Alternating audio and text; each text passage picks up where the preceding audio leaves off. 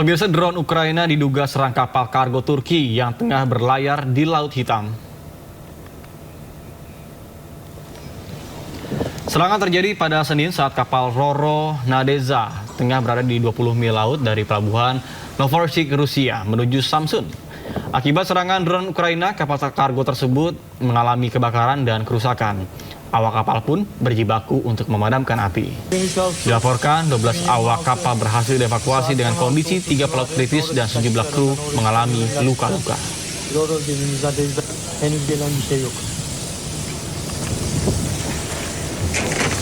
Wah, narkoba disembunyikan di korset, tak? Waduh, tapi kalau misalnya korset, Kak Prisi ngomong pakai korset juga nggak? Pakai, saya pakai korset ya? untuk menyembunyikan lemak-lemak di perut ini.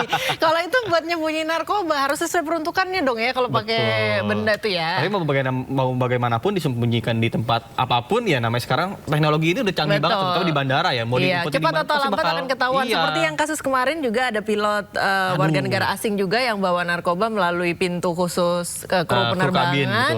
Itu kedua kalinya mungkin tidak terdeteksi, tapi mungkin sudah dicurigai, sehingga yang ketiga kalinya akhirnya diringkus juga. Tanggal apes nggak ada yang tahu intinya. Dan kebayang nggak sih kalau ternyata positif juga nih, positif juga. Kebayang lagi terbang di ketinggian 32.000 kaki. Urinnya positif loh. Iya, dia lagi kenceng tuh. Waduh, gimana deh tuh. Tiba-tiba adrenalinnya kayak pesawat tempur kan, manuvernya kan agak ngeri tuh. Oh, itu nggak bisa. Nggak bisa. Aduh. Amit.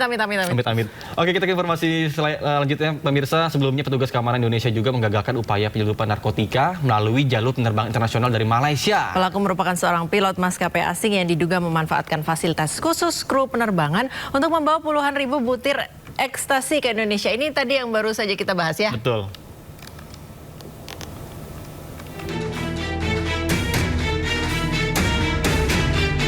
Petugas Bea Cukai Soekarno-Hatta bersama Ditipid Narkoba Bareskrim Polri berhasil mengungkap kasus penyelundupan narkotika yang melibatkan seorang pilot maskapai penerbangan asing Malaysia Airlines. Saat dilakukan pemeriksaan terhadap bagasi kru, petugas menemukan 14 bungkus berjumlah 70.114 butir ekstasi yang disembunyikan di dalam koper milik tersangka. Penyidik juga menemukan 4 gram metapetamin atau sabu yang diduga digunakan untuk keperluan pribadi. Tersangka diduga memanfaatkan status pilot yang selama ini mendapatkan jalur pemeriksaan khusus sebagai kru agar barang haram dapat lolos dari pengawasan. Sementara itu, hasil tes urin yang dilakukan Dokes Polri menunjukkan tersangka positif mengandung MDMA, metapetamin, dan kokain. Temuan ini menguatkan dugaan bahwa tersangka merupakan pengguna narkotika saat menjalankan tugas sebagai pilot. Jadi satu perlakuan khusus itu memang diberikan kepada pilot. Ini seluruh dunia. Kru pilot itu pasti dapat perlakuan khusus karena mereka dianggap low risk. Kalau teman-teman naik ke bandara, jalur pilot tersendiri, jalur kru pilot tersendiri. Kemudian juga mungkin penanganan bagasinya tersendiri. Hal itulah yang mungkin membuat sindikat merasa melalui pilot ini aman. Berdasarkan hasil pemeriksaan sementara, tersangka mengaku telah 3 kali membawa narkotika ke Indonesia. Penyidik Bareskrim Polri menduga tersangka merupakan bagian dari jaringan narkotika internasional. Dari Tangerang, Banten, Hasnugara Ainews melaporkan. Serangan ke kapal di sekitaran Selat Hormuz menunjukkan kondisi di selat tersebut masih panas. Namun negosiasi antara Oman dan Iran masih terus berlangsung. Iran dan Oman terus bernegosiasi terkait Hormuz. Pertemuan keduanya berpotensi memperkuat kendali Teheran atas Selat Hormuz. Kedua negara negosiasikan skema baru, diantaranya kapal yang memasuki Teluk akan melewati jalur yang dikontrol Iran, sementara kapal yang keluar menggunakan jalur di sisi Oman. Biaya jasa akan dibagi rata antara kedua negara.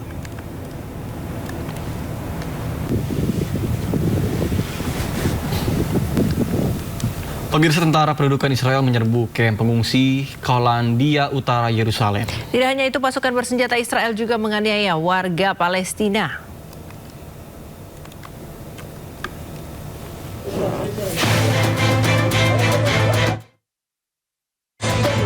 Seorang pemuda Palestina mengalami penganiayaan oleh sekelompok tentara pendudukan Israel di kamp pengungsi Kalandia, utara Yerusalem yang diduduki. Penganiayaan dan pemukulan terjadi saat tentara pendudukan Israel melakukan penyerbuan dan mengepung kawasan. Pasukan memasuki kawasan permukiman padat, menggeledah rumah warga, serta menginterogasi paksa sejumlah warga Palestina. Penyerbuan ini membuat situasi di kawasan ini mencekam. Terlebih pasukan bersenjata Israel bergerak dari satu kawasan ke kawasan lainnya.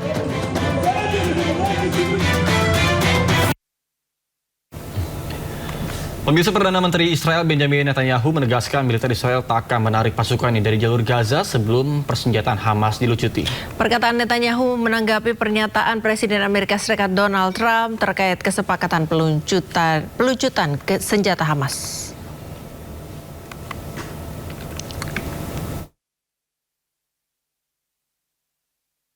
Perdana Menteri Israel Benjamin Netanyahu angkat bicara terkait Amerika Serikat yang umumkan kesepakatan pelucutan senjata dengan Hamas. Lewat proposal Board of Peace atau Dewan Perdamaian, pelucutan senjata Hamas disertai dengan penarikan pasukan Israel dari Gaza.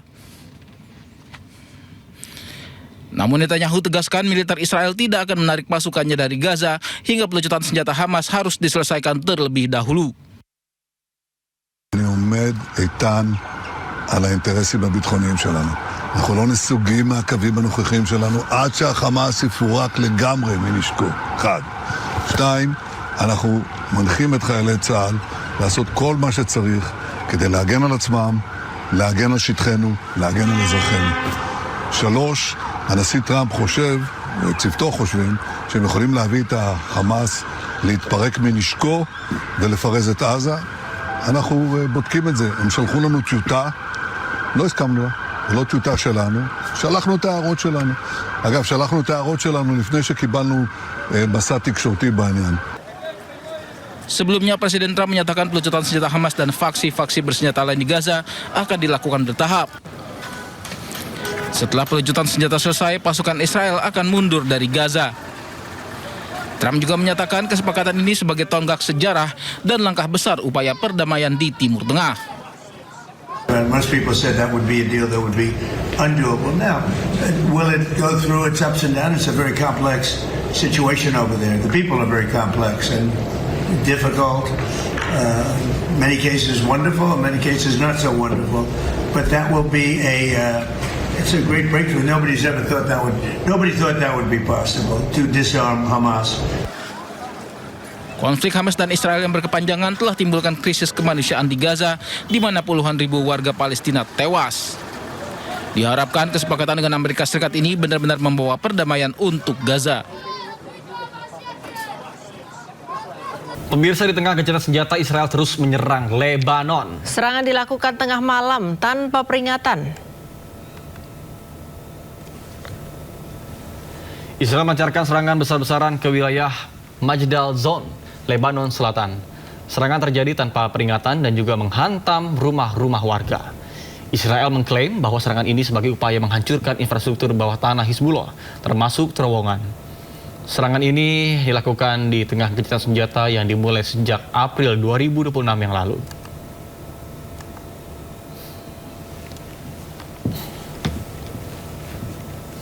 Sementara itu pemirsa, negosiasi antara Israel dan Lebanon terus digelar. Pembicaraan berfokus pada pembentukan zona percontohan baru di Lebanon Selatan. Pertemuan antara delegasi Israel dan Lebanon digelar di Roma, Italia. Pertemuan keduanya dimediasi oleh Amerika Serikat. Menurut laporan media setempat, pembicaraan berfokus pada pembentukan zona percontohan baru di Lebanon Selatan. Tidak hanya itu, pasukan Israel pun sepakat untuk mundur dari dan menempati zona percontohan. Sebelumnya pada hari Selasa, pemimpin Hizbullah Naim Qassem mengatakan bahwa negosiasi antara Lebanon dan Israel tidak akan membawa apapun selain rasa malu, penghinaan, dan kompromi berturut-turut bagi Lebanon.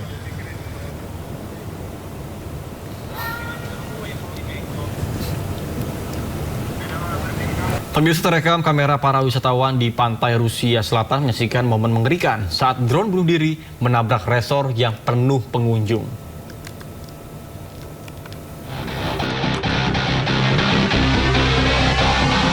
Para wisatawan di pantai ini menyaksikan momen mengerikan saat drone menabrak resort yang penuh pengunjung.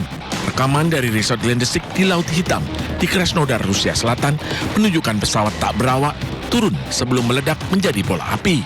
Kementerian Kesehatan Rusia mengatakan 7 orang tewas, termasuk 3 anak-anak, dan 58 lainnya terluka dirawat di rumah sakit. Ukraina belum memberikan komentar terkait insiden tersebut. Berulang kali Kiev membantah menargetkan warga sipil.